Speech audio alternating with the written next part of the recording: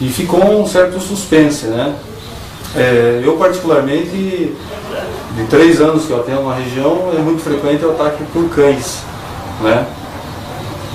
E todo mundo aqui da região sabe disso. Quem tem ovelha teve pelo menos um animal atacado por cães, né?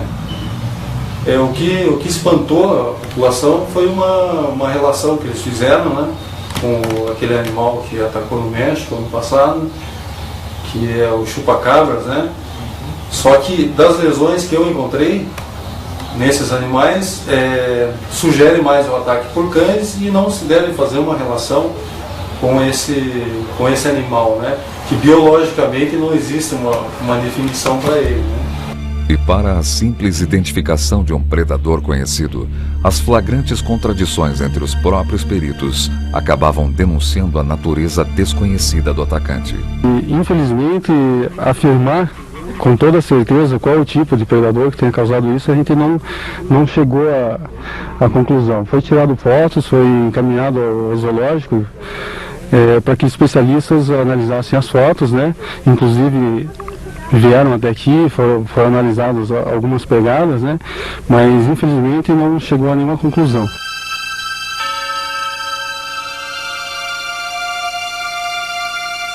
E as fotografias? E foram fotografados ou não foram fotografados os animais abatidos aqui?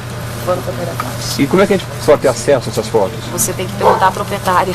Eu perguntei, ela me disse, a senhora me disse aquele dia, né, que o pessoal do zoológico, do Sul, fotografou também, né? Sim. Quando nós tivemos aqui o maior dos ataques, eu solicitei a presença da Guarda Florestal e do Zoológico do Iguaçu. Eles estiveram aqui, eles fotografaram, eles, enfim, tentaram reconhecer, porque nós estamos ainda trabalhando com a possibilidade de ser ataque de um felino, de um puma. Eles juram de pé juntos que não fizeram uma fotografia sequer. O senhor Luiz... Ah, tá aqui. Aí. É que não foi ele quem deu a atenção. Meu veterinário, pô, falei com ele. Tá. Você fez fotografia? Então foi da Polícia Florestal. Que também jura que não fez. Vocês fizeram fotografias, amigo, por favor? Vocês fotografaram aqui no dia que estiveram aqui? Não, eu não estive no dia aqui, né? Alguém fotografou lá da Florestal? Eu não tenho conhecimento. O capitão jura de pé junto que não fotografou nada, né? Eu não tenho conhecimento disso. Tentavam colocar a qualquer custo, que não era nada de anormal, de extra terrestre, que era coisa daqui, enfim. Aí a direção do meu departamento pediu que eu fizesse uma matéria para encerrar o assunto. Daí você começou um assunto, precisa encerrar esse assunto, porque está dando muito pano para manga. Então aquela coisa que a gente já sabe que é feita em televisão, em jornal, em qualquer meio de comunicação, que é orquestrada, que é ordem, superou, né? Você não sabe de onde vem, né? Colocar panos quentes. Panos quentes, vamos papar, deixa aquela. Então, como você começou, você vai fazer uma matéria assim, você vai lá, mostra o chupa-cabras, o que você mostrou antes, e fala que é uma sussuarana, que é cachorro, que a conclusão é cachorro. Mas eu vou pegar esse depoimento de quem? Se ninguém me mostrou, ninguém capturou um cachorro, lá que o cachorro que foi capturado, que estava matando as ovelhas, que era impossível um cachorro fazer o estrago que fez na região toda. Então ela pode ser suarana, mas era impossível a suarana fazer o estrago que fez numa região toda. E não foi numa chácara, foi numa rede. Todo mundo sabe que é uma área muito grande. E cada vez que se colocava uma matéria no ar, vinha telefonema, na minha chácara também está acontecendo isso, né? Aí foi arranjada uma pessoa da Secretaria do Meio Ambiente, que eu falo que foi para a reportagem, eu falo que foi um ataque de cachorros. Eu falo, então não mostra o cachorro, porque foram feitas armadilhas lá nas fazendas, né, nas chácaras. E nenhuma armadilha capturou nada. Se fosse um cachorro, todo cachorro, a maioria pelo menos, cai em armadilha facilmente.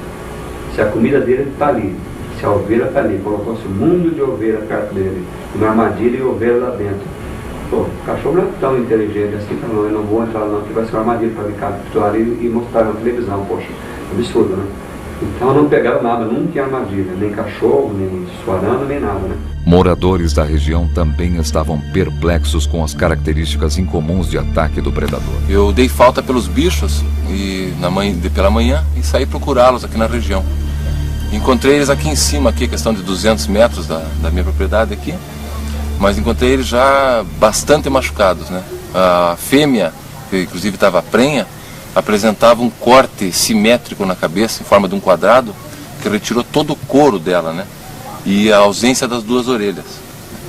Aí eu peguei essa fêmea, trouxe para cá, e tinha um machinho junto com ela também, que é com machucaduras na perna, ausência das orelhas também, e vários furos na parte do dorso dele, né, nas costas dele. Trouxe esses 2 animais para cá, e essa fêmea já em seguida morreu, né? E daí eu peguei, olhando o corpo dela, eu abri o corpo dela, e notei que não tinha mais o feto dentro, que ela estava oca por dentro, né? Inclusive a ausência de sangue nos ferimentos, né? Não tinha sangue na lã, que foi arrancada a orelha dela, e a lã em volta continuava branca, né? Então, eu achei muito estranho isso. E esse outro machinho também, ele começou a definhar depois de ter sido machucado na perna, e em pouco tempo também morreu, assim, uma situação meio estranha, sem as orelhas também, né? Isso foi aqui com as minhas, né? Agora o vizinho aqui perdeu 6 ou 7, ali na frente foram mais de 16 ovelhas numa noite, e todas com a mesma característica, né? Falta das orelhas, mutilações pelo corpo, né? Furos no corpo, né? E inclusive um carneirinho novo, de um ano e pouquinho, ou pouco menos, apresenta um corte no pescoço de 1 centímetro de comprimento, né? A lã foi depilada no local, e ele não tem nenhum órgão dentro. Nenhum órgão, não tem nada, ele está completamente vazio, só pele, só o couro e o osso. É difícil uma vaca daquela idade cair num buraco, ela não ia. Por conta ela não ia, né? Uhum. Então, eu acho que é meio estranho. É meio estranho mesmo.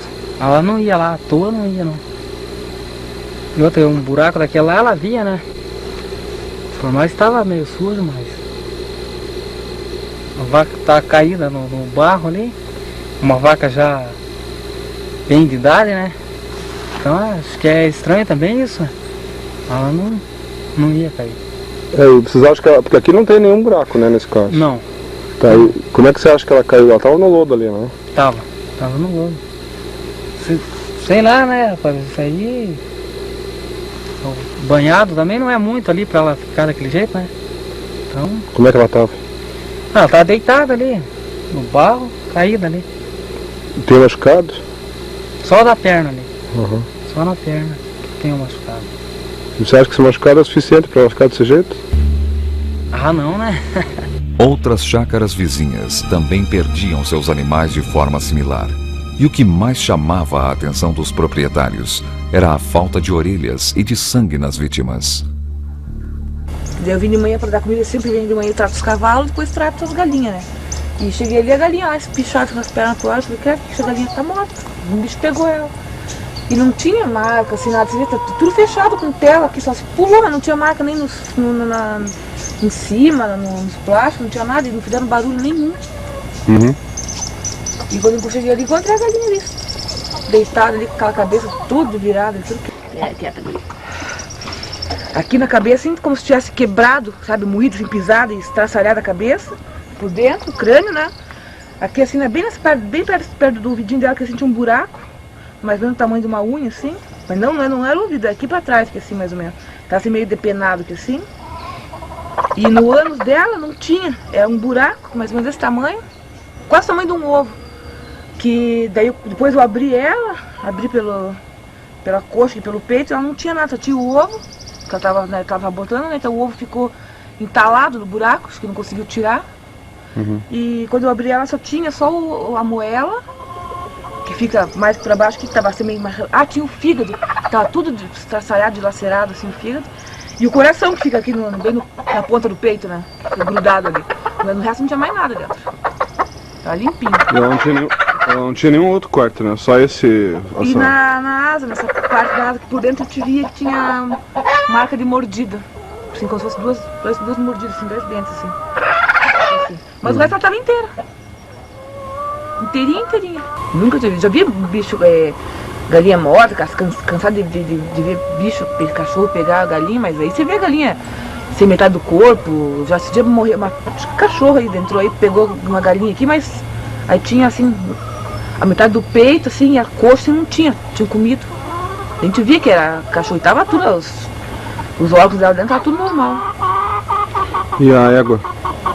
A égua tá lá no pasto lá, ela tá com. Também apareceu um dia com 2 arranhões. Chegou assim a meio que a inflamar onde estavam os arranhões. Aí eu passei remédio tudo e acabou cicatrizando. Mas era como se fosse 2 marcas assim, de unha, assim, perto da esternilha. E depois apareceu uma marca perto da virilha também. Como é que era essa marca? A da virilha não era assim uma... Tipo uma ferida? Era como aquelas outras que você tinha visto antes, que era como se tivesse raspado assim, sabe? Tivesse assim, esfolado assim por cima, assim. Lá embaixo, procurando ele, né? Quando eu procuro, quando eu vi, tava assim pra cima, assim, já sem cabeça, né? Metade da cabeça comida, tudo. Ele veio pra casa, ele vinha aqui no Samuel, que ele mandou levar aqui pra turma cortar pra ver, né? E deixei aí. Eu já partei pra ver, tem alguma coisa por dentro, uma coisa, machucaram, não acharam nada. Eles acharam tudo o pescoço, tudo roxo, né? Daí não. Ele veio aqui pra cá. Eles tinham sangue, né? Não se vê sangue nenhum. Não, mas nem sangue, nada. Em 6 de junho de 1997, exatamente na hora em que era transmitida pela TV uma reportagem sobre os ataques, ocorreu um conveniente blackout nas regiões de Campina Grande do Sul. Vim de ontem eu queria assistir no repórter, na televisão, né? Bem na hora, apagou a luz, tudo. Não deu pra ver. Até o bichinho, ele mandou cortar a luz, né? Alguns moradores desconfiaram de algum tipo de censura envolvida naquela coincidência. Mas para a família desse senhor, foi fácil resolver o problema.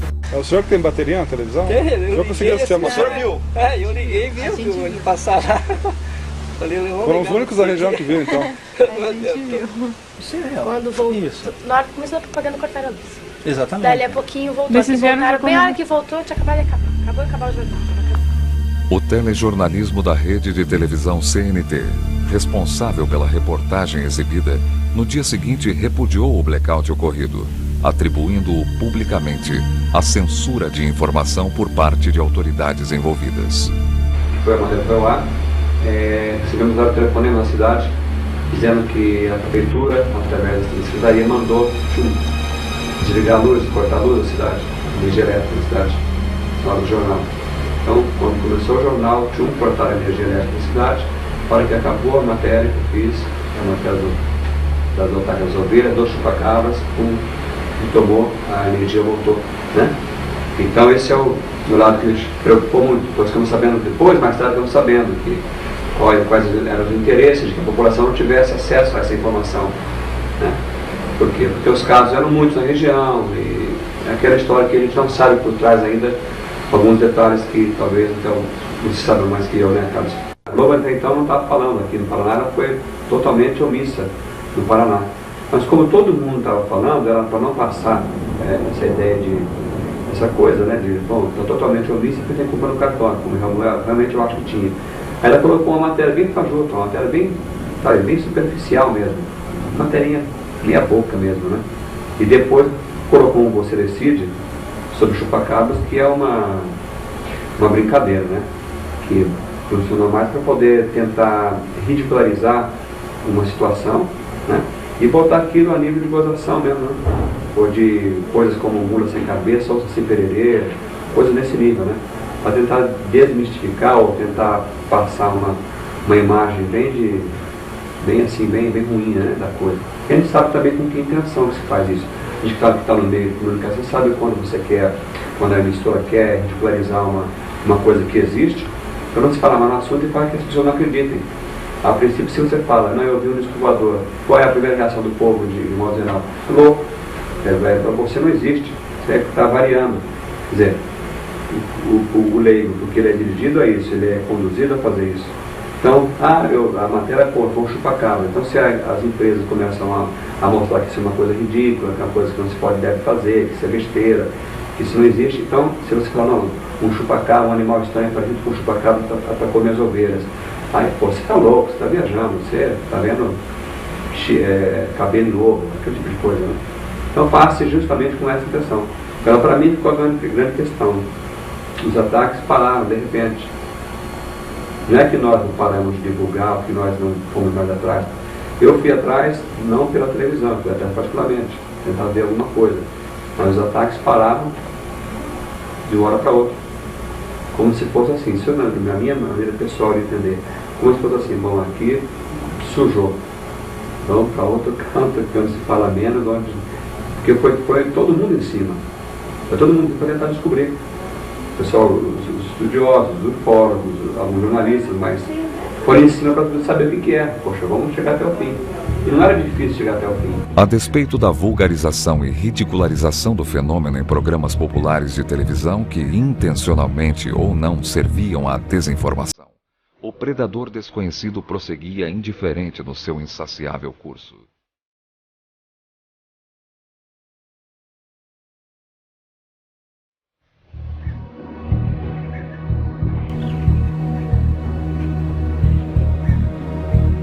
Em junho de 1997, entre outros ataques, um burro teria sido atacado e morto, em 3 de agosto na cidade de Bocaiúva do Sul, a 7 quilômetros distante de Campina, deixando a população daquela localidade atônita.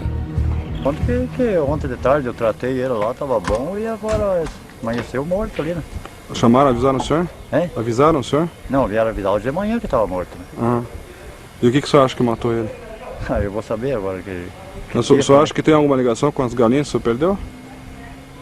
Eu não sei, isso aí a gente não... Vai dizer o que agora isso aí, né? A gente não pode dizer nada ali.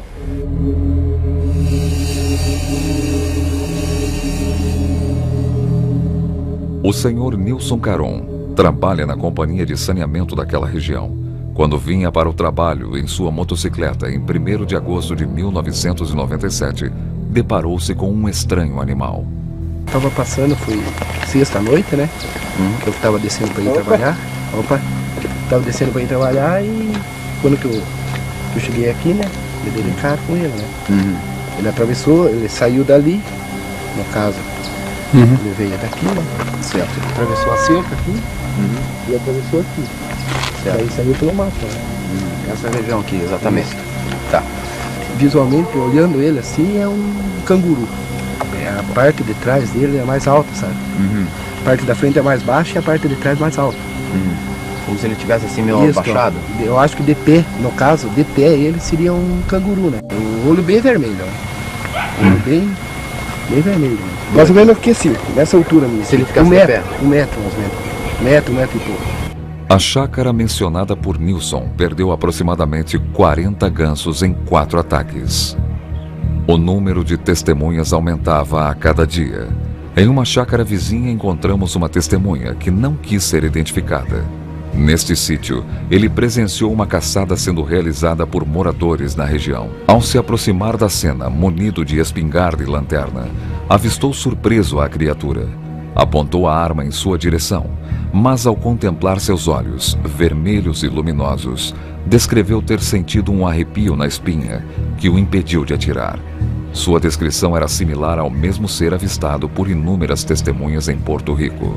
Tá vindo lá pra cá assim, né? Cabeça erguida assim. Quando eu bati a lanterna, ele veio pro meu lado assim, cabeça erguida assim. Ele veio em pé assim, com a cabeça erguida assim. Eu bati a lanterna, com os olhos clareando assim, né? Quanto era os olhos dele? É sentido da lanterna de fogo. Devido aos constantes ataques em Campina Grande do Sul, decidimos instalar uma câmera infravermelha numa chácara, alvo de ataques, para tentarmos filmar o predador. Para tanto, foi confeccionada uma pequena cerca, onde deixamos uma ovelha isca, à espera de uma oportuna visita da criatura.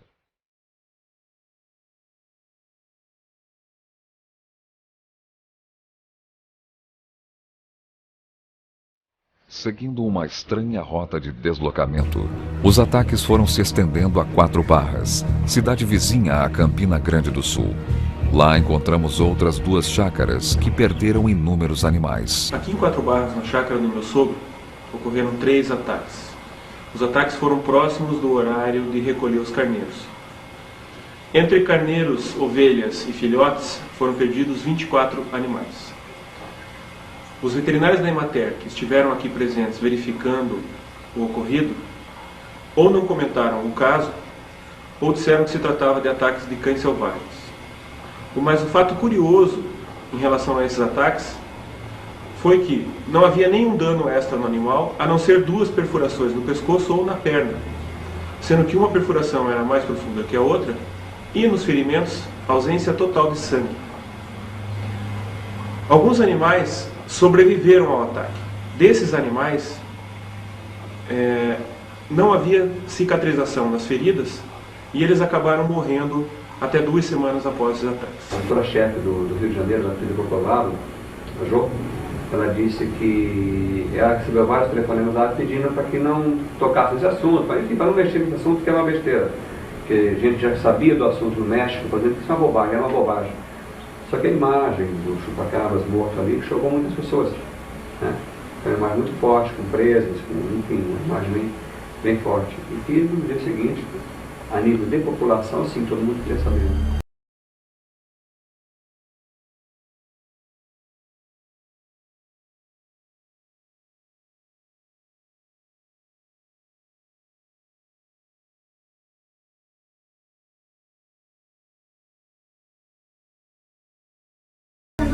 Com aquela abridor de lata, sabe? Daí eu olhei assim, parece que chamou a atenção, daí que eu vi aquela coisa passando ali.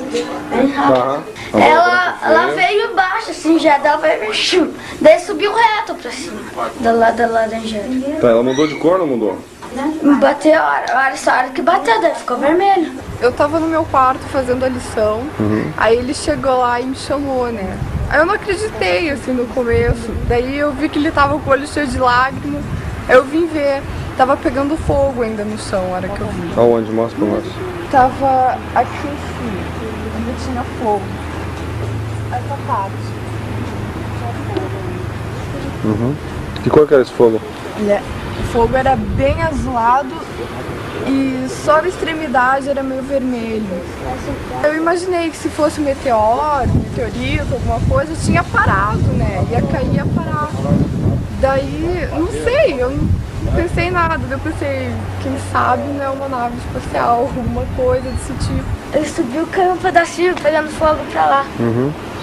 Pra que direção? Pra chácara ali, assim. Caiu na chácara. Logo ali tem a cerca. Deu uns dias depois morreu a ovelha dele.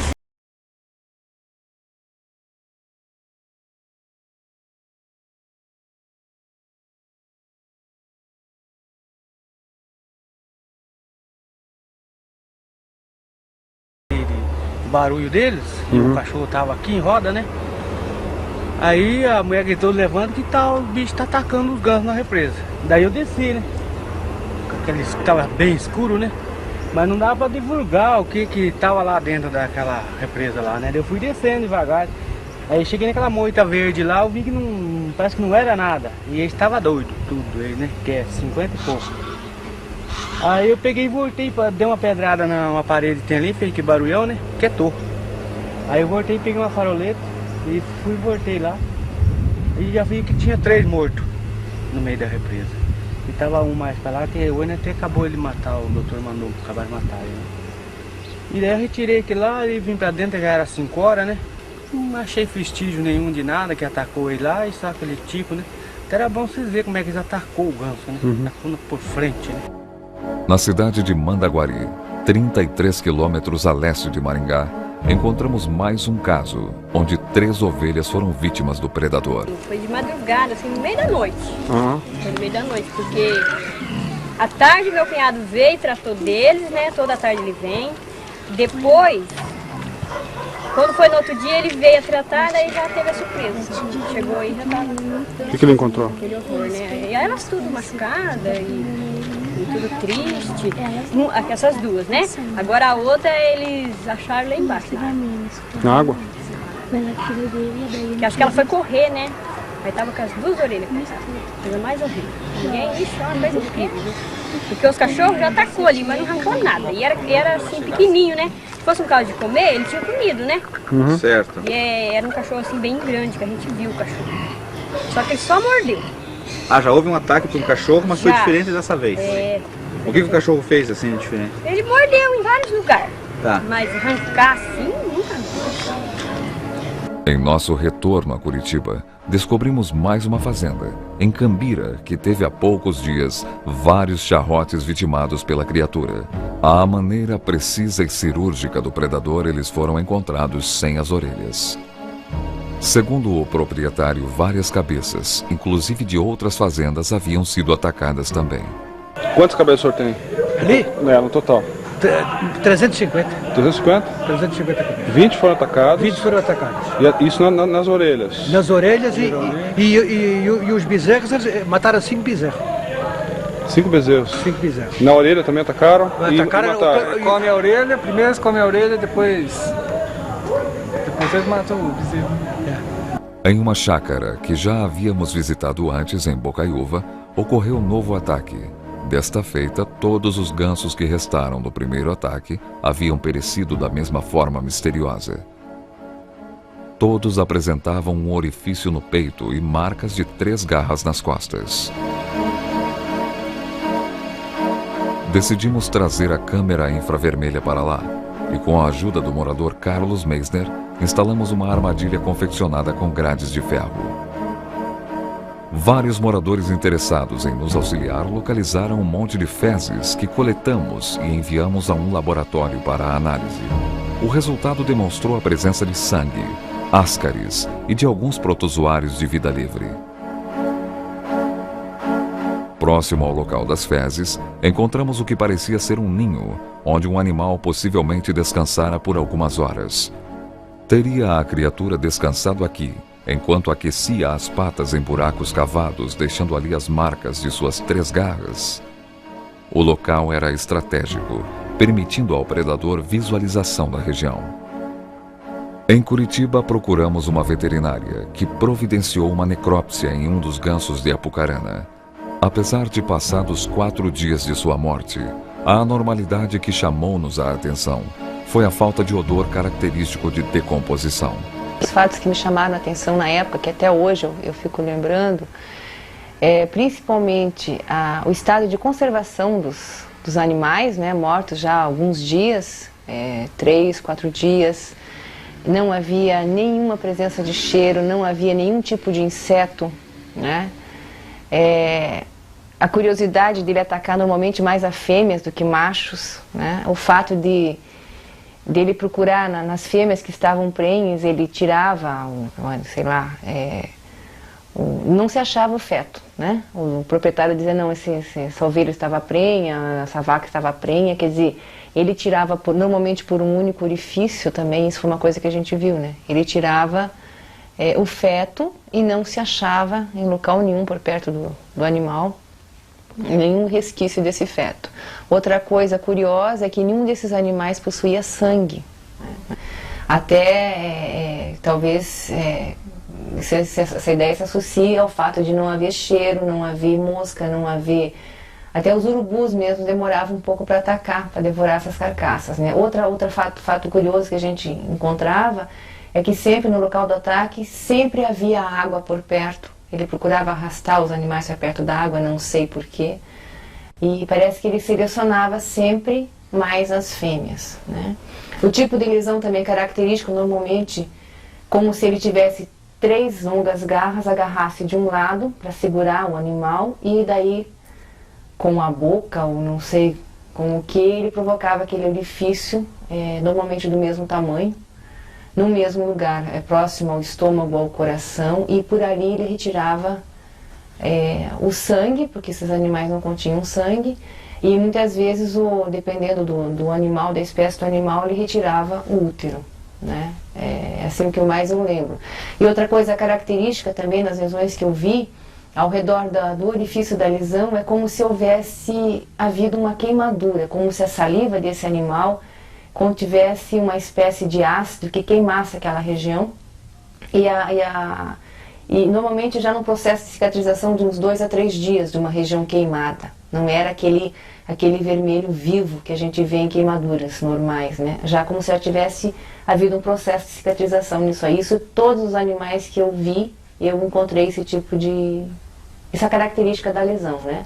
Outra coisa curiosa, nas ovelhas normalmente ele arrancava as orelhas num corte reto, como se tivesse garras muito afiadas. Não havia nenhuma parte de orelha estraçalhada como no restante do animal. Sempre o mesmo tipo de ataque. Segurava, cortava as orelhas, não se sabe se antes ou se depois de atacar, né? Mas é como se ele quisesse, através das orelhas, conter o animal para depois poder retirar esse sangue ou esse órgão que ele estava visando durante o ataque.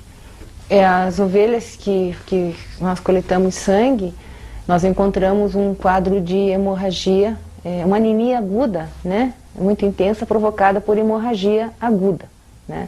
Apenas um dos animais já apresentava características de anemia crônica, quer dizer, já era um animal que com certeza já vinha tendo algum tipo de problema anêmico que deu esse quadro, mas os outros todos tiveram um quadro agudo, uma anemia aguda, e normalmente vieram a óbito depois, não passavam de uma semana. Eles tinham uma perda muito grande de líquido, né?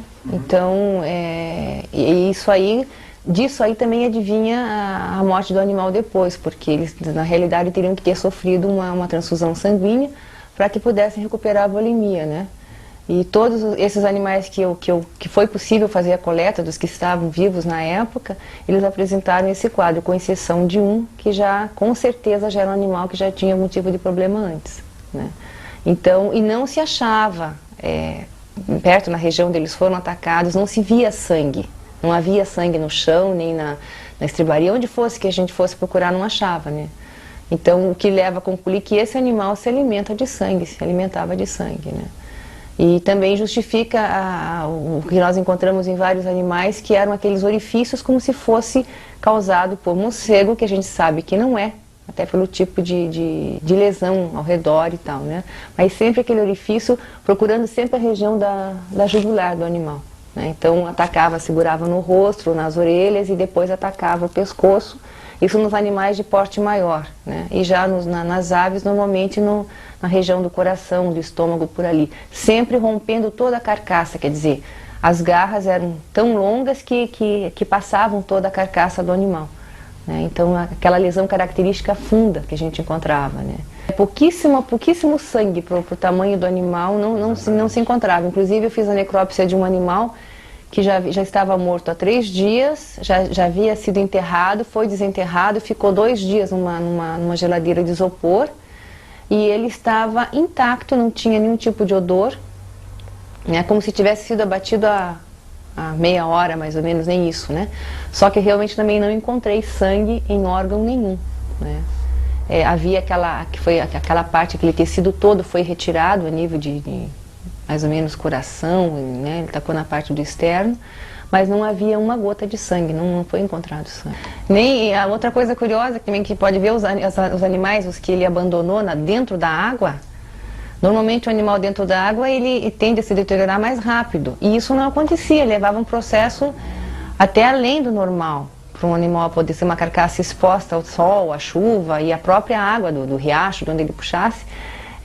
Isso não acontecia, demorava e não tinha cheiro. Isso é o que mais chama a atenção, que mais me marcou dos casos que eu vi, né?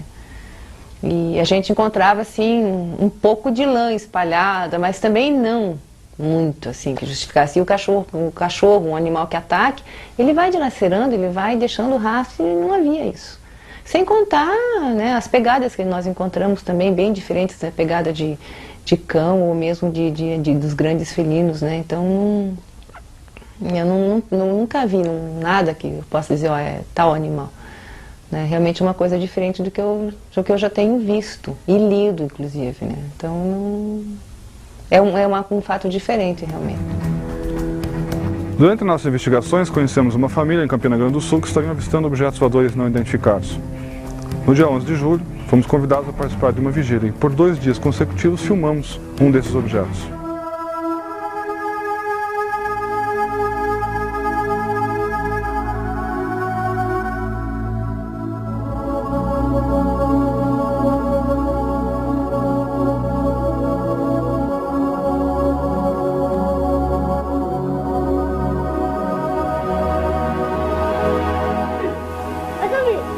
Ligou pra ele?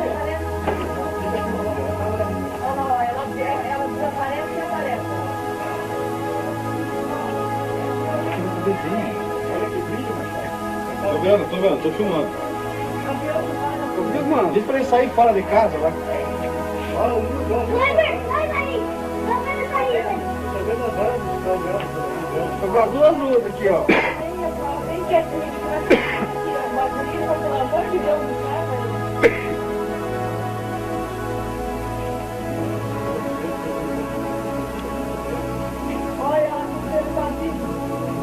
Ela vem vindo pra cá. Esse liga rapidinho pra olhar. Olha, não quero que eu tô falando. Tá, pra apagar a lanterna.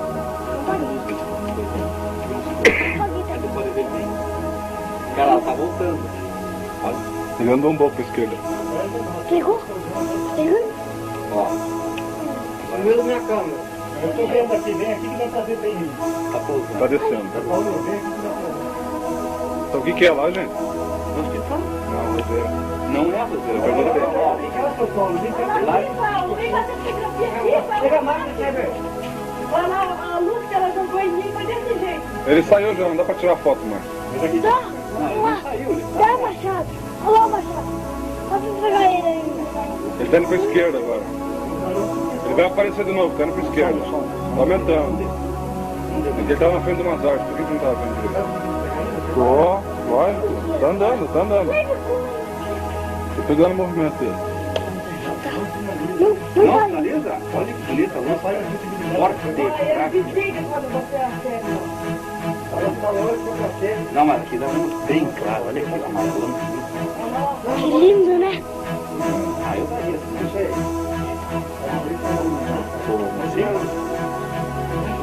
Ele avisou uma cifra. Avisou uma cifra? Fiquei. Eu vou vir aí olhar. Senhores, vocês dois, por favor, fiquem bem à volta aqui. Ele vai escolher atrás de uma árvore agora, não se assuste. Não se assuste. Não, que ele vai sumir e vai aparecer de novo. Não, mas veja a força da luz, cara. Olha, compare com a luz da coisa. Ah, escolheu atrás de uma árvore. Vai, vai. Meu Deus. Ixi, tá pegando mesmo.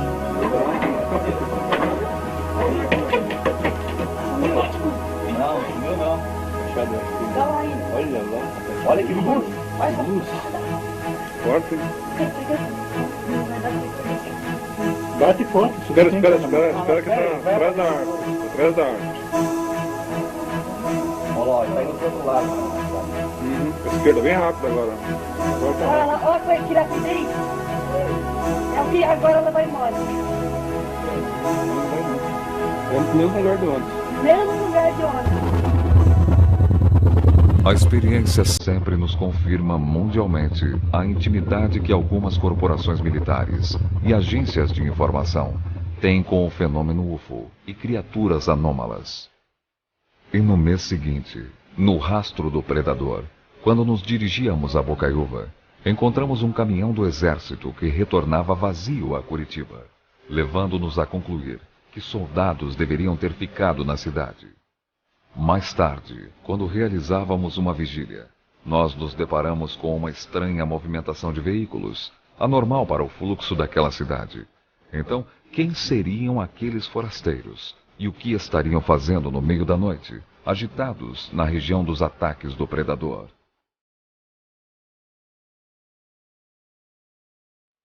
Como resposta ao porquê daquela misteriosa movimentação, localizamos várias testemunhas que nos revelaram ter ocorrido naqueles dias uma caçada naquela região. Entre essas testemunhas, cujas identidades guardamos em sigilo, encontram-se relatos de militares e civis. Segundo elas, o Exército, a Secretaria do Meio Ambiente, cientistas americanos e brasileiros estariam envolvidos numa operação secreta de acobertamento do fenômeno e de captura das criaturas. Posteriormente, mais algumas testemunhas confirmaram-nos a presença de cientistas estrangeiros num hospital de Campina, na região metropolitana. Curiosamente, também nos deparamos com movimentação de viaturas do Exército em Bocaiúva do Sul. No bairro do Boqueirão, em Curitiba, encontramos mais um caso do insólito. 30 galinhas estavam mortas, e o proprietário afirmava que, apesar de dormir ao lado do galinheiro, nada ouviu. Cheguei de manhã, eu tava aí, fui ali no galinheiro, Rafael, sumiu, assim, morto. Você de café? Aham. Não viram barulho, nada? Nada, eu durmo ainda assim. Tomei aguinha aí, ó. Das 3. Tu dorme ali? Durmo ali. Aham. Sem nada, barulho nenhum, nada mesmo. E me acordei umas 4, 5 vezes de noite. Uhum. Não, deixa fora. Deixa no painel ali. Você acordou que hora cedo? 6h30. 6h30? Já encontrou elas tudo mortas? 6h30 eu tava levantado. Aonde que elas estavam? Dá pra você mostrar pra mim?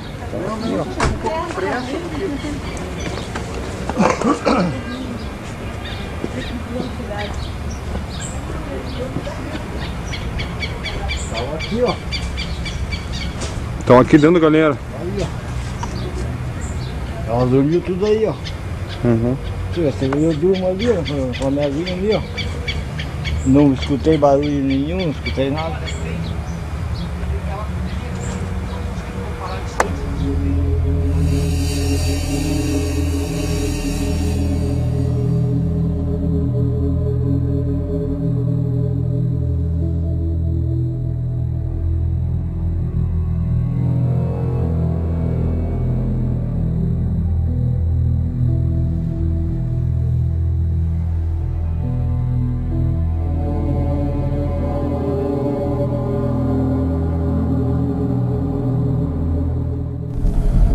Seguindo a trilha do Predador, estamos nos dirigindo à cidade de Adrianópolis, que faz divisa de São Paulo com o Paraná.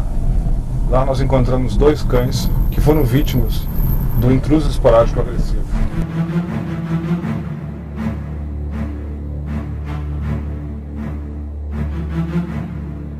Aqui em Adrianópolis nós encontramos esse cachorro que apresentava cortes profundos no rosto, na verdade 3 cortes.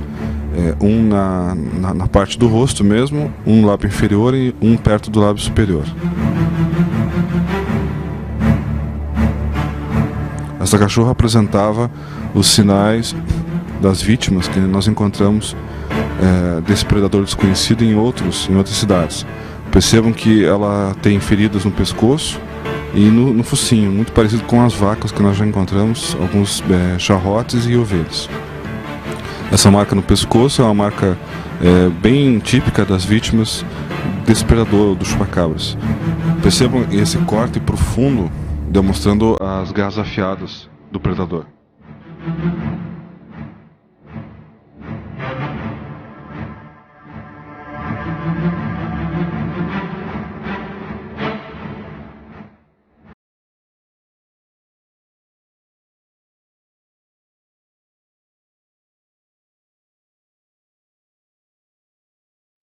Um morador gentilmente cedeu-nos cópia de uma bizarra gravação, na qual observamos vários gansos, vítimas de ataques sendo necropsiados por um veterinário local. As imagens mostram também uma cabra que apresentava um orifício na barriga e, ao ser necropsiada, o veterinário, estupefato, observou que inexplicavelmente desaparecera-lhe ou fora-lhe extraído apenas um órgão, o coração. Nenhuma víscera foi retirada. Todas as vísceras apenas deslocadas com a mão, não foi usado faca ou qualquer objeto cortante. Nenhuma víscera foi mexida, nenhuma víscera foi retirada do animal. No litoral paulista encontramos mais 2 casos. Junto aos integrantes do Grupo Ufológico do Guarujá, o CUG, entrevistamos suas testemunhas. Na mesma noite falou que lá no Real foi 12 patos e 8 galinhas, formou 20, né? Então é um negócio meio incrível. Pra gente que eu moro aqui há 25 anos nunca vi isso. Lá em São Paulo também no interior está existindo isso. Já vem de lá, né? Ontem mesmo teve um rapaz aqui que falou que as ovelhas aqui na casa tem um filho muito bravo, não agiu nada. Então a minha cachorra aqui também é brava, também não aconteceu nada. As galinhas não gritou. Não deu alarme nada. Não deu alarme nada. Então é um negócio meio... Eu tenho uma cachorra aqui, que até entrando para pegar uma galinha aí no quintal, ela só falta pular o muro. E acontece que esse bicho que entrou, não fez nadinha. Ela não latiu, não fez zoada. A minha menina dorme com a janela do quarto dela virada pra lá. Não teve barulho. A vizinha ali do lado disse que viu, assim, tipo quando o pato pega a pata. Ela disse que viu umas 3 vezes fazer isso. Ela falou, não é barulho de... Ela falou, não acha mesmo que não era barulho de bicho que ia pegar animal. E de repente, no outro dia, amanheceu tudo morto. E o que cafifa a gente é que ele dá um furo no pescoço e abre um buraco redondo no peito do animal. Não tem uma gota de sangue, não tem pena, não tem nada. É uma coisa impressionante. Elas eram 11 patas, sobrou umazinha. Essa umazinha que sobrou está assustada. Você joga a comida, ela corre com medo e enfia debaixo de qualquer coisa. Ninguém ouviu nada? Não, nada. Foi um silêncio. Olha, a cachorra, eu tenho uma cachorra, uma pastora grandona, ela dorme aqui. Qualquer coisa que passa aqui, ela faz Ele sabe que é uma leoa. Ladrão não deve ser.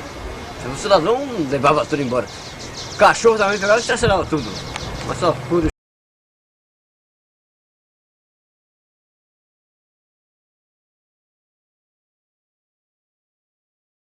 Eu e minha cunhada aqui dentro de casa, aí eu tinha assado uma carne. Um pedaço, a porta estava aberta, eu acho que através da fumaça, né? Veio, chamou, não sei. Aí, com pouco tempo eu fechei a porta, apareceu uma coisa estranha aí, batendo na janela, a gente corria, tentava espantar, mas não conseguia, né?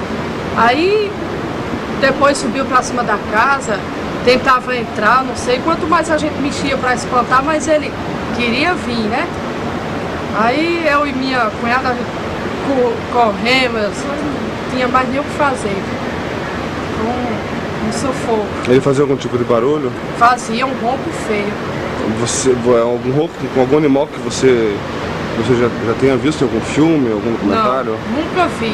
E também tentei até abrir a porta para ver o que era, né? Mas não tinha coragem, não. Vocês ficaram com muito medo? Tava, com muito medo. E a gente sem saber o que é, né? E fez um barulho muito feio também. Daí no dia seguinte, de manhã? Aí de manhã já não tinha mais nada, nem os rastros. Aí vocês encontraram o quê? Foi, aí quando a gente olhou para a janela, estava desse jeito. Os integrantes do GUG localizaram mais um caso, onde 10 patas haviam sido mortas. A veterinária Inês Matsumoto realizou uma necrópsia, constatando morte por asfixia. Apesar da falta de sangue, um pouco do dele teria sido encontrado nos pulmões das aves. O que intriga é que os patos da mesma criação estavam ilesos. Por que somente as patas haviam sido atacadas? Os veterinários auxiliares de nossa pesquisa sugeriram que o predador, habilmente e com um propósito desconhecido por nós, escolha as fêmeas, buscando nelas um importante elemento genético, o hormônio estrógeno.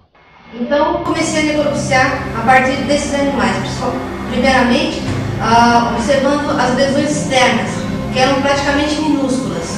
Algumas com escoriações pequenas, outras com lesões muito superficiais. E alguns pontos de parecendo ser garras pequenas. Adentrando mais a fundo, abrindo o animal, constatei que em todos os 11 animais fêmeas necropsiados, o pulmão parecia que havia explodido e o sangue saindo pela traqueia. E praticamente todos os animais, muito pouco, quase nada de sangue existia nesses animais. Estava tudo certinho, todos os órgãos estavam em perfeita sintonia, harmonia, não faltava nenhum órgão. Somente essa lesão, o pulmão parecia que se explodia dentro da caixa torácica e um caminho de sangue que percorria pela traqueia, mas muito pouco sangue. Na minha profissão, geralmente o predador não faria esse tipo igual de lesão. Seriam lesões mais dilacerantes, porque um predador mataria para se defender ou para se alimentar desse animal. E uma sequência de animais e lesões iguais, na natureza realmente a gente não encontra esse tipo de lesão. Não dá para imaginar o que a gente acha que é um bicho que atacou, mas o que realmente, a nível de animal selvagem, né, na natureza, não vi nenhum que faça esse tipo de estrago. Igualzinho. E geralmente o predador ele ataca anime de pescoço, de lacera, para matar. Praticamente todos os animais selvagens eles vão direto no pescoço. E alguns domésticos, né, que é o meu caso, de pequenos animais, o cão, ele vai direto no pescoço da vítima para matar. E ele? Aqui não. Era mais anime de costa e lesões pequenas. E a morte, acredito que ele veio dessa explosão, desse arrebentamento do pulmão. Porque as lesões externas não levariam à morte dessas águas, somente um ferimento superficial. Eu tenho pra mim que desse mundo não é, porque do jeito que era a cerca aí, cerca com 3 metros de altura a rede, não rasgou, não quebrou de um morão, não tinha rastro, não tinha dano nenhum. Do jeito que estavam as patas ali, parecia que tinha sido uma pessoa que chegou lá e matou a propósito mesmo. Entrou pelo portão e... Porque... E outra coisa, tudo furado ao lado esquerdo, sem nenhuma gota de sangue nas pernas pra gente dizer, nem no chão, nem em canto nenhum, nem tinha arranhado, e tudo de barriga pra cima assim. Só as 3 que tinha ali, que ela não tinha nada, mas dizem que não tinha uma gota de sangue dentro. Agora, do jeito que saiu o sangue, eu também não sei. Não sei o jeito. Todo mundo ficou espantado aqui de ver aquele negócio, né? O pessoal não acreditava, eu digo, vai lá ver. Fiquei até quase 7 horas da noite com elas aí, o pessoal. Eu nem fechava mais a porta do galinheiro, já deixava aberto, vai entrar lá, tá lá, ó. Tá lá. Eu estava dormindo, não escutei nada. Os cachorros não latiram. Os cachorros não latiram, 2 cachorros, qualquer coisa que mexe no quintal, eles iam em cima. Não latiram, só que eu encontrei aquele ali que eu estou lhe falando, aquele que estava enganchado na rede ali agora. E não estava pelo lado de dentro, estava pelo lado de fora. O medo dele foi tão grande que ele saiu daqui para lá, não foi.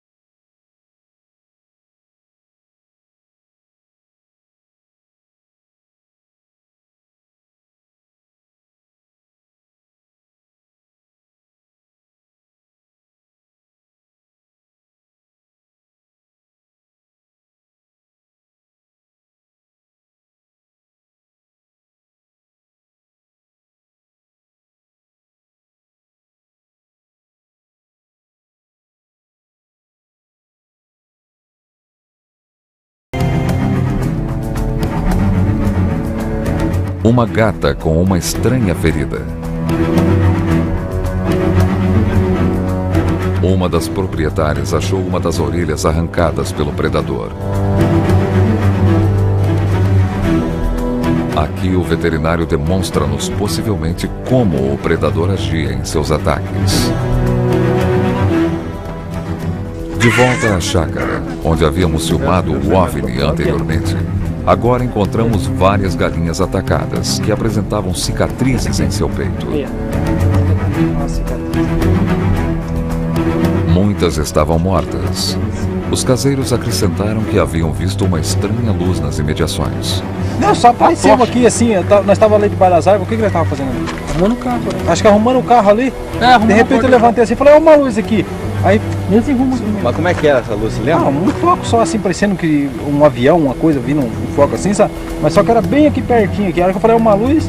Que cor que era essa luz? Uma luz normal, assim, uma claridade normal. Mas normal de luz de carro? Branca? É, assim, tipo dourada. Um farol. Tipo um farol, assim, uma coisa. Sabe quando você viu um avião no céu assim, quando você vem com o farol do seu lado assim? Mesma coisa. De repente viu aquela luz e falou, uma luz. Estranhas mutilações de animais. Avistamento de luzes desconhecidas. A insurgência do predador chupa-cabras é sempre acompanhada de acontecimentos no mínimo insólitos, como de uma intrigante aparição em Campina, onde ainda à época dos ataques, um grupo de garotos presenciou um fenômeno bizarro. Eu tava soltando pipa, e a pipa começou a enrolar e subiu em cima de uma árvore, só que era longe, a gente tava soltando e o fio até era pouco. Tá. Daí foi lá, a gente foi tentar pegar na pipa, o meu cachorro começou a latir e a gente pensou que era alguma coisa assim correndo. Daí eu falei, eu tô com as pernas moles, vou ficar aqui no meio do caminho mesmo. Daí os dois voltaram lá pra tentar pegar, daí disseram que eles viram um saravá de galinha preta. O que ela falou, eu só vi saindo umas fumacinhas. Eles viram sair fumacinha. Daí na hora que eles viram isso, eles saíram correndo. Daí eu também saí correndo. Daí na hora que eu olhava assim pra trás, começava a ter tudo o olho, assim, começava a ficar vermelho e tinha esse formato, era uma árvore, era tipo uma árvore assim em forma de fumaça. Tinha uma pessoa tipo dentro assim, e depois quando eu olhei 4 vezes, na 5ª vez que eu olhei, esse negócio foi sumindo pra dentro. E começou vários gritos assim de terror. E aqui não tinha história de chupacabra, não tinha nada. E naquela semana eu assisti o jornal e apareceu o negócio das ovelhinhas. Nem só falou de chupacabra ainda. Só falou que atacaram as ovelhinhas. Na hora, assim, me deu sabe, me passavam uns arrepios. E chegaram os 3 apavorados. Um contava, outro contava. E daí eu falei, calma, um conta, né? Aí o Billy contou a história. Aí outro menino contou também e bateu, só que o que o Billy disse que viu é diferente do que o outro Rodrigo viu. O Rodrigo disse que só viu tipo uma nuvem, descreveu como uma nuvem. O Billy disse que era uma árvore preta, tipo escura, assim, meio cinzentada. Né? Então a história dos dois bateu, só que assim de uma forma, cada um viu de uma forma diferente. É natural isso, né? E até na hora eu falei, mas explique melhor, sentei com eles ali. Aí o Billy falou, mãe, sabe aqueles desenhos assim que a gente vê bem horrível, que parece que uma coisa vai descendo assim e entra pra terra. E daí a gente ouviu um grito nessa hora, eles falaram, né? Aí os 3 confirmaram que ouviram um grito. Diz que nessa hora do grito aquilo sumiu pra baixo, né? Daí eu fui lá conversar com a mãe do Rodrigo também. Né? Eu falei, Rosa, você ouviu alguma coisa e tal? Aí ela falou que não, e a gente ficou conversando ali fora e eles continuaram brincando. De repente os 3, assim, ouviram o grito agora, sabe? Aí a gente, não ouvimos, a gente estava ali conversando, ouvimos mesmo, né? Então, sei lá, eles estavam meio perturbados, a gente achou, né? Que eles estavam, alguma coisa realmente acontecia. E os olhos deles, na hora que eles chegaram? Tava vermelho, assim, como fica com medo, assim, ou chorou, sei lá, alguma coisa assim. Eu sei que depois, quando começaram a surgir esses outros fatos, né, aqui em Campina Grande do Sul, eu até comentei no meu trabalho com o meu colega, né, que assim, antes de surgir essas histórias aqui, relacionadas a Campina Grande do Sul, meus sobrinhos, né, e mais um outro menino estavam vendo alguma coisa ali perto de casa. De repente, será que pode ter alguma ligação, né? Eu lembrei desse fato. A senhora Maria do Carmo Gonçalves, avó dos garotos, também havia tido uma estranha experiência no mês de janeiro de 1997. O bicho estava caminhando. A gente escutava dentro da... Deve ter um córrego embaixo. O bicho estava assim, correndo para lá e para cá, né? Dava aqueles dentro da água. Na água? É, pelo jeito deve ter água, deve ter um córrego lá embaixo. Mas era na água, no barulho? É, aquilo vinha subindo, ia descendo, assim como quem está procurando. Só que quando ele deu a coação no meio do mato, parecia que era um outro bicho pequeno que fugiu, que estralava assim no mato, para um lado, e aquele vinha descendo reto, né? Estralava? Como estralava? Estralava os matos, sabe? Ah, sim, sei. A gente disse estrala taquara, né? Não sei se tem taquara naquele mato, mas dava para ouvir os estralos. Que eram bichos, né? Só que eu não sabia, não podia saber o que era, porque era dentro do mato, né? Através de um informante, soubemos de uma outra captura do predador, ocorrida em Campina Grande do Sul. Desta vez, moradores revoltados com a perda absurda de suas criações resolveram por conta própria caçar uma das criaturas. Após recapturarem-na, levarem-na para a delegacia, encarcerada esvoaçava dentro de uma cela, onde o delegado a aprisionara como recurso. Segundo testemunhas, o exército teria sido advertido e, após recolhê-la na delegacia, transportou-a para fora de Campina. O delegado procurado por nossa equipe negou-nos todos estes acontecimentos. Coincidentemente, aposentou-se naquela data. Em Campina Grande do Sul, encontramos algumas testemunhas que presenciaram as viaturas do exército na região. Foi visto então um caminhão passando na região, um caminhão do exército? Naquele dia houve umas passagens. Isso é. Ela estava na aula, ela viu também. O senhor não viu? Vi, pessoal. Viu? Passou na frente lá. Mas como é que era esse caminhão? Fechado, aberto? Geralmente os caminhões que vêm é um caminhão com lona, né? Os caminhões cedo com a lona e os caras dentro. Ah, o soldado dentro ali. Eu não vi isso. Eu não vi, só caminhão. Caminhão verde, sentado, né? Eles vêm sentado dentro, daquilo, tem aqueles banquinhos. Para trazer a tropa. E só esse caminhão ou tinha outra coisa junto? Só tinha esse caminhão. Não tinha outro carro junto? Passa assim, na frente, passou na frente da escola. Passou, só que a única coisa que eu vi foi o caminhão, né? Passou meus carros junto, tava junto. A escola que você diz é aquela perto ali da delegacia? Isso. Em Curitiba, necropsiamos uma segunda ave atacada e novamente o veterinário não encontrou qualquer vestígio de sangue. Também notamos anormalmente que não apresentava odor de decomposição. Primeiro tem que explicar que o ataque de um cão, geralmente o cão, quando ele ataca um animal como uma ovelha, ele acaba estraçalhando ou rasgando toda a estrutura do animal. Ele rasga a pele, rasga pelos, então, e as vísceras se põem para fora. Isso é muito diferente do caso que nós vimos, porque o caso que nós vimos apareciam marcas bem características, principalmente na região do focinho, do chanfro, do animal, e na região do pescoço. Então eram marcas puntiformes, diferentes de uma mordida, de um ataque de cachorro, que seria um tipo de lesão dilacerante. Então essas marcas puntiformes diferenciam bastante de um ataque de cachorro. Então isso que nos chamou bastante atenção. E sempre em número de 3 ou 4 pontos nessa região do nariz e na maxila, e geralmente de um lado ou de outro lado do pescoço. E também nós notamos algumas marcas na região do tórax, próximos ao coração, mas não na direção do coração, mas um pouco abaixo, ou seja, mais na região do estômago. Houve até necrópsia que nós fizemos em alguns animais, onde nós notávamos que uma marca muito interessante, pontiaguda, nesse caso específico de um ganso, onde a marca se iniciava na altura do estômago, atravessava, através da necrópsia nós verificamos, essa marca puntiforme, esse objeto que atingiu, ou seja lá o que tenha sido, ela ultrapassa o diafragma e vai em direção ao coração. Inclusive, numa das necrópsias, nós, com a pinça, nós atravessávamos, refazendo o caminho do suposto objeto que atacou ou que provocou as lesões do ganso. E nesse mesmo ganso havia lesões no dorso do ganso, também sempre em lesões puntiformes e separadas em três partes. Nós examinamos ovelhas, galinhas e gansos. As marcas eram muito parecidas, muito características, tanto de um animal como do outro. O que variava era a região atacada. Geralmente ela se dava na altura do pescoço e na parte do focinho, do chanfro.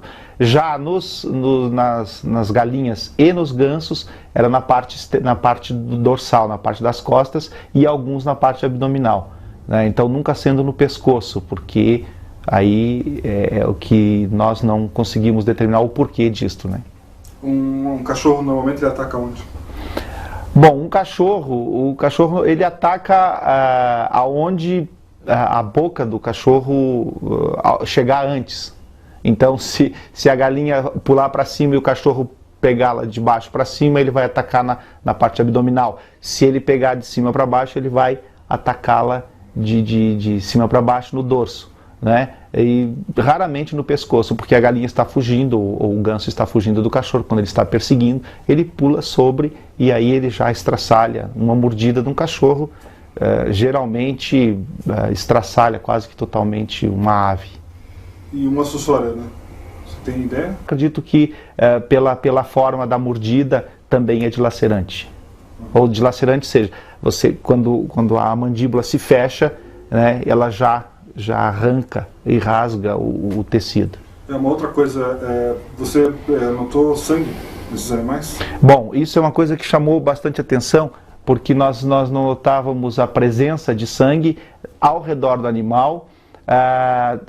Durante a necrópsia nós notávamos que toda a mucosa e o animal estava com características de ausência de sangue.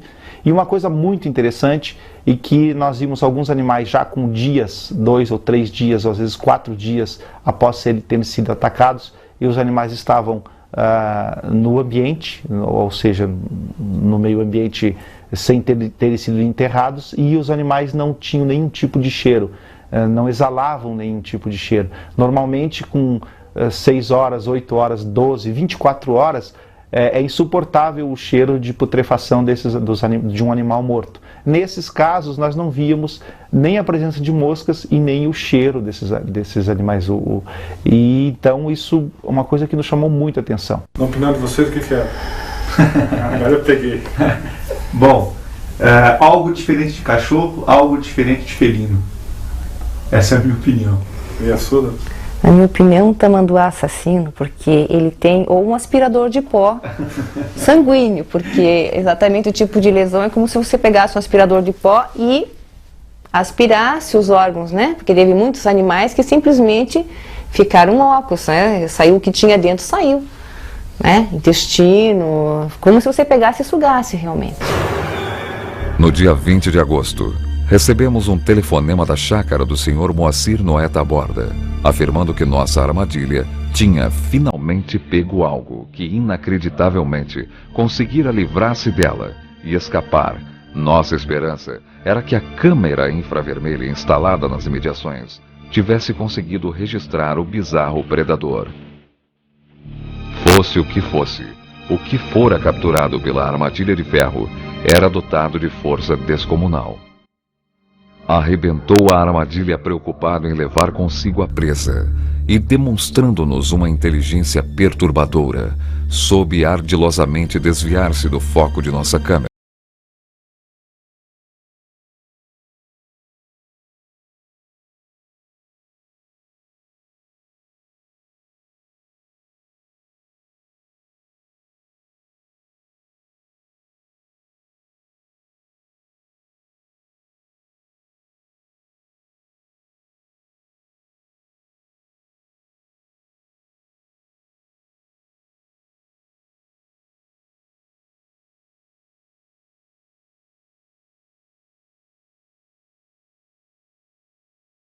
De um gambá fêmea no fundo da chácara. Novamente em Colombo, encontramos uma testemunha que, perplexa, descreve-nos o avistamento de um OVNI. Esse formato assim, ó, uma luz, né? Aqui, fazendo isso aqui, esse bico, aqui fechando 6 luzes do lado e fazendo um losango assim, com mais 4 luzes no meio, 10 luzes. Ela bem devagarzinho. Aí eu gritei, chamei a minha esposa, que eu fiquei super apavorado com aquilo, nossa, ter visto, né? Nunca vi um objeto dessa maneira. Aí minha esposa, para confirmar, se não é eu que estava louco, eu estava vendo ele. Aí minha esposa confirmou, ficou olhando. Naquela região também vinha ocorrendo um problema de pequenos tremores de terra por consequência da exploração de água naquela cidade. As consequências seriam enormes buracos que assustavam os moradores, pois creem alguns que as moradas ou habitats do bicho podem ser subterrâneos. Em agosto de 1997, em Ortigueira, cidade localizada no interior do Paraná, 66 ovelhas foram, no espaço silencioso de algumas horas, inacreditável e violentamente atacadas dentro do aprisco.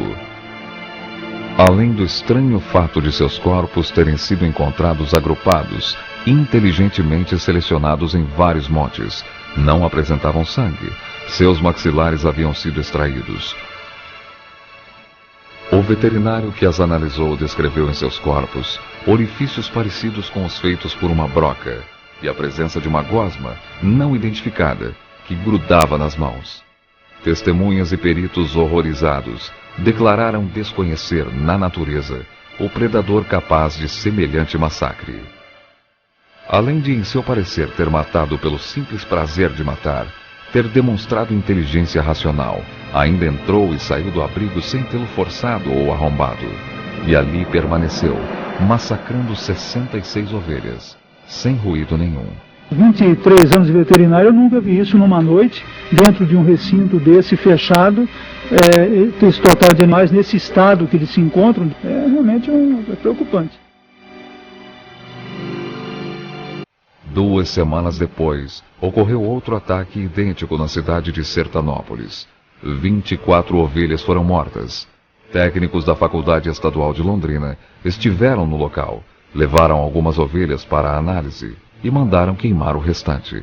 O resultado das análises não foram divulgados. No mesmo mês, soubemos de um ataque similar na cidade de Piranguçu, no sul de Minas Gerais. Em 1997, a maioria dos ataques ocorreram com ovinos.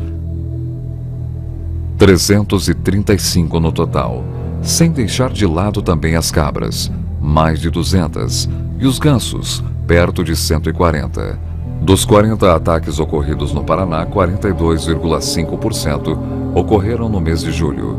Entre janeiro e agosto de 1997, 489 animais foram atacados. Em São Paulo, conseguimos levantar um total de 165 animais atacados, em 22 ataques ocorridos entre fevereiro e agosto de 1997. O mês de julho também apresentou uma maior percentagem de ataques, 36,5%. A diferença entre os estados do Paraná e São Paulo ficou por conta dos animais atacados. Enquanto que no Paraná, a maioria deles foram ovelhas, 64%, em São Paulo foram os gansos, 37%. Além do Paraná, São Paulo e Rio de Janeiro, outros casos de ataque ocorreram também no Espírito Santo, Santa Catarina, Bahia, Minas Gerais e Mato Grosso do Sul. Conseguimos levantar o número total de 836 animais em 72 casos, entre os meses de janeiro e agosto de 1997. Desse total, a maioria eram espécimens representando o sexo feminino. Em muitos casos, observou-se que os representantes masculinos nem sequer eram tocados. Muitos, inclusive, continuaram soltos, pastando normalmente nos campos, sem serem molestados em nenhum momento. De um modo geral, a maioria dos ataques até agora conhecidos ocorreram no mês de julho, à noite, nas luas minguante e crescente, quase todos perto de lagos, riachos ou rios. Nos meses de setembro, outubro e novembro, continuaram a ocorrer casos de ataques do chupa-cabras, mas em proporção menor, finalizando-se no mês de dezembro, quando no sul, aparentemente cessaram os ataques. Em 1998 e 1999, ainda continuaram a ocorrer ataques, mas em menor número, pelo menos divulgado na imprensa. O número de testemunhas perfazia um total de 72, até o mês de maio de 1999, sendo que no estado do Rio de Janeiro foram avistados por 3 testemunhas, 2 animais que conferem com a descrição do chupa-cabras, e em São Paulo, 8 pessoas avistaram o predador sugando o sangue de uma vaca. Em 98, o pesquisador Francisco Varanda conseguiu-nos fotografias de um crânio pertencente a um animal desconhecido. Ele havia sido encontrado morto no campo, no dia 20 de julho de 1997, por um jovem agricultor. O animal apresentava o porte de um cão pastor alemão, focinho curto, orelhas do tipo de roedor, tinha presas pontiagudas, garras apresentando 5 dedos enormes e também pontiagudos, semelhante a uma tesoura aberta. Sua pelagem era marrom clara. Meses depois, estivemos no departamento de biologia da Unicamp e mostramos as fotografias a uma equipe de biólogos. O professor Paulo Roberto Manzari, após ligeira observação, afirmou que se tratava de um mustelídeo, animal carnívoro que também alimenta-se de vegetais, também conhecido por furão. Apesar de achar que se tratava de um mustelídeo, e como não conseguiram encontrar nenhum crânio em seu departamento que se assemelhasse, sugeriram que procurássemos o departamento de biologia da USP em São Paulo, alegando que possivelmente lá acharíamos um crânio semelhante. Também demonstraram curiosidade em obter um espécime do mesmo tipo, visto que não possuíam nada parecido em seu acervo. O mesmo ocorreu no Museu do Capão da Embuia, localizado na cidade de Curitiba, diferenciando-se apenas na conclusão: um canídeo, conhecido por mão pelada. Quais as hipóteses sobre a origem desse predador? Poderia ser uma aberração da natureza? Uma espécie de dinossauro à beira da extinção que viveria no subterrâneo em cavernas? Alienígenas? Ou experiências genéticas realizadas em laboratórios terrestres ou alhures? Perguntas que devem ser ponderadas com cuidado. Dizia Shakespeare: existem mais mistérios entre o céu e a terra do que sonha nossa vã filosofia.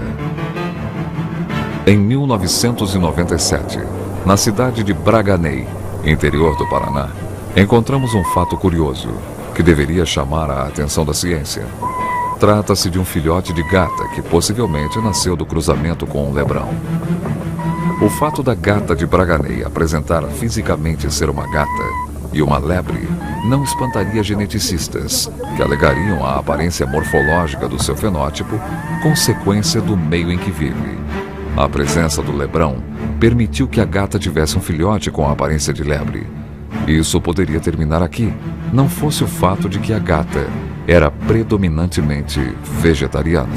Ele sai daqui, ele vai na horta, que é a horta logo ali embaixo, ele vai lá, come alface na horta, ele é meio gato, ele leva tudo ver, né? Ele come verdura, come outras coisas, né? Ele é incrível, esse bichinho é incrível. Eu dou queijo pra ele e alface, repolho, salada de noite, até guardo na geladeira para quando ele chega do mato para me tratar dele. Este é apenas um caso entre muitos que desafiam nossa compreensão sobre o conhecimento da humanidade.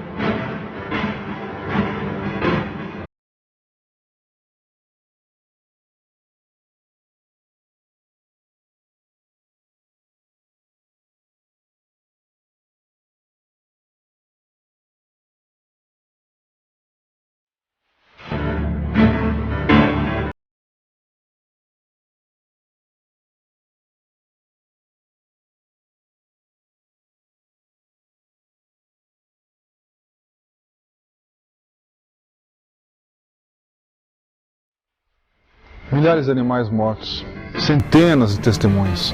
Que animal é esse que vem atacando o Brasil, Porto Rico, México? Sussuarana? Cães selvagens? Fomos visitados por um estranho predador que nos deixa muitas perguntas. Experiências genéticas terrestres ou alienígenas? Bestas subterrâneas que vêm à superfície? Para encontrarmos as respostas, é preciso que busquemos os fatos com a mente aberta e objetiva. Caso contrário, jamais saberemos o objetivo do predador, se existe alguém por trás dele, qual o perigo que ele pode nos trazer. Enquanto as respostas não vêm à tona, o predador continua solto. A escuridão da noite e da razão humana.